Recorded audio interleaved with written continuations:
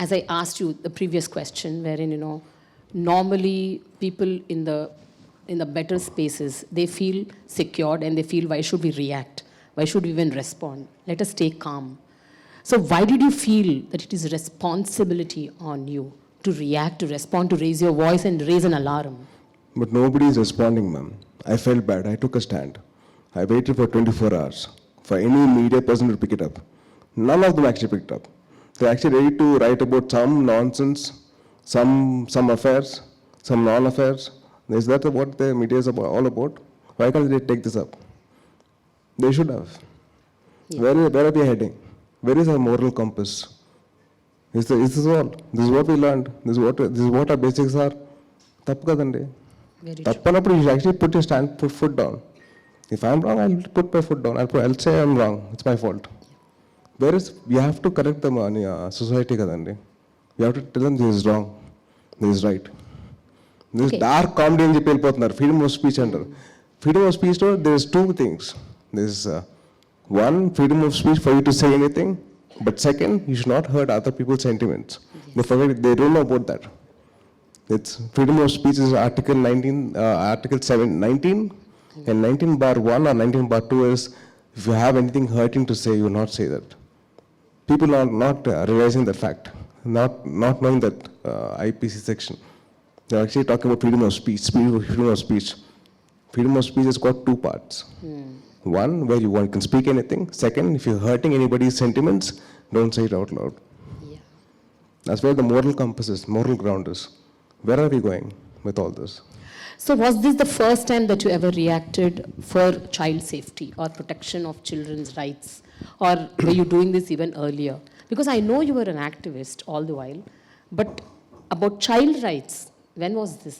When did this actually strike? Ma'am, 2015 or 16, I got associated with this NGO called Think Peace, where we built schools for kids in Araku. Education సరిగ్గా ఉండేది కాదు. So I used to fight for child's education. ఎప్పుడు ఇంత సోషల్గా cost తీసుకోలేదు. But that one place I wanted to say something about. Okay. I was actually fighting for education for kids all the time. So I built schools there.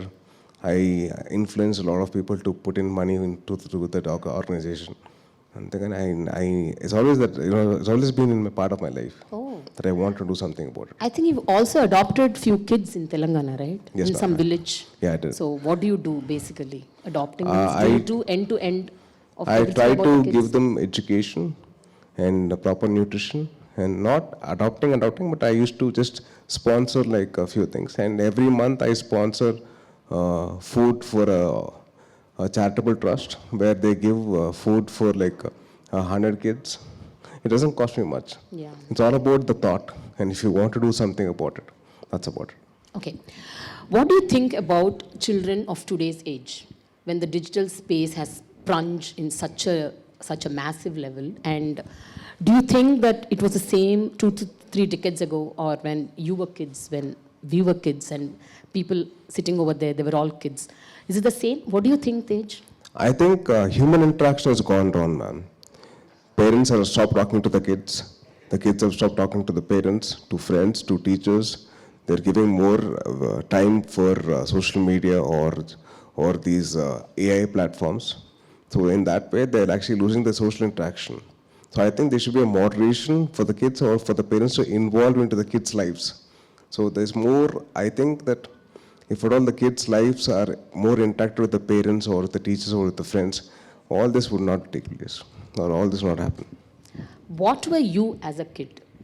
And because I know you were playing a lot of Legos, and you were very much engrossed into your own games and PlayStations, and I remember even many times your mama has gifted you. Yes, ma'am. Your mamas, yeah. So you were into that, but how different were those days versus today's digital media, gaming, and interaction with the digital space, ChatGPT, AI, so many things have come up. So what is the difference that you've noticed? My ChatGPT, my AI was my mother. She was my best friend. So I believe that if more human interaction is what we require, My best friend was my mother. Like what I was, I used to have human interaction. I was not used to interact with any AI software. It's more of human interaction. And then my friends came. My brother was there, and then my father was there. So I had a lot of scope for me to speak my heart out. They used to hear me out. I feel that the parents have to hear their kids out completely, whatever it is. If it's their love story or their exam failure or the problems with the teacher or the problem at school, I wanted the parents to be more interactive with the kids, to understand their problems, whatever it was. It can be the most silliest of problems, but I would love the parents to be involved into the kids' lives. Because my mother, she had a laugh when I said, Mama, I was in my second grade. I said, Amma, this girl, I liked her. And when I told her I love her, she said no. So I had the freedom of actually telling my mother about my love story in my second grade. So that freedom is what you have to give the kids nowadays. I believe that the human interaction is what we're missing, and the parents' interaction is what the kids are missing. So I really wish the parents can be involved into the lives of kids, understand their thought process, understand what they're actually going through in their school times. So that's something what we are actually required. Have you ever experienced or noticed or observed any such kind of child abuse growing up or after you became an actor or among your circles or your friends or whatever? Have you ever noticed such incidents other than the newspaper stories or the news information? I haven't seen anything of the sort. I have only seen, I only heard about all these things, and this is something which is new for me as well. I was actually just reading it through newspapers or through tweets or through anything of the articles, but I never saw anything in my personal life. Okay. So do you think kids like you, when you were growing up, you were more protected and safeguarded versus kids who did not have that privilege, and even they are in the middle class or upper middle class or lower middle class, whichever class they belong to, some of the kids don't have the privilege to even talk to their parents and discuss their issues, their problems, their challenges, what they're facing in a day-to-day life? Ma'am, it's never about the economic background. It's more about decency, what the parents are inculcating into the kids' heads. It's more about what the kids are actually learning from their parents. It's not about the economic background. It's not about money. It's never about money. It's very simply about having a little bit of kindness, compassion, and love. What we're missing in this world is this. Nobody's compassionate, nobody's kind, nobody's gentle, very, very harsh, very, very rude. I want people to be very, very nice and very, very smooth in handling things. Let it be the kids talking to the parents or the parents talking to the kids. Hey, abu mat karo. No, arey mat kar yaar, arey kyun yaar? So in that way, you can actually communicate things with kids.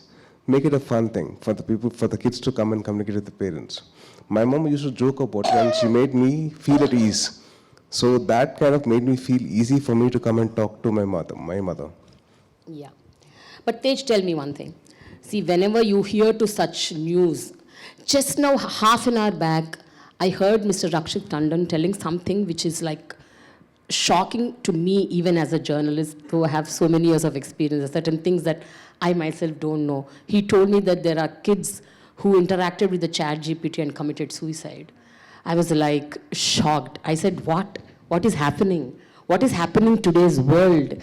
Why are we so much engrossed in the virtual media, in the digital space, that we are losing our ground and losing ourselves, and we are going to an end where we kill ourselves. Commit suicide is a big thing. Committing suicide is a very, very big thing, ma'am, because we are losing out on the human interaction. Basic human interaction between the parents or the friends or the teachers with the kids is what is missing. If all we have that, it'll be easy. They want to say freedom of speech, freedom of actually talking anything. They're talking to AI software, where it's getting difficult for them to face reality. Reality is different to the virtual world. So that is where the parents have to come in. They have to see to it that the kids are like in the right space or not. It's in the parents' hand. It's not like, not everybody can have that way into the kids' lives. Only the parents have that possibility. What is the most shocking or alarming thing that you heard either in your film spaces or on the digital space, on the real world, that you've been shaken about? Any kid story? Kids story, I think the one which I reacted to was the only thing which I actually got into. I felt bad because those 4 YouTubers who were they did, one was an 18-year-old, and one is married and is got a wife, and one is a very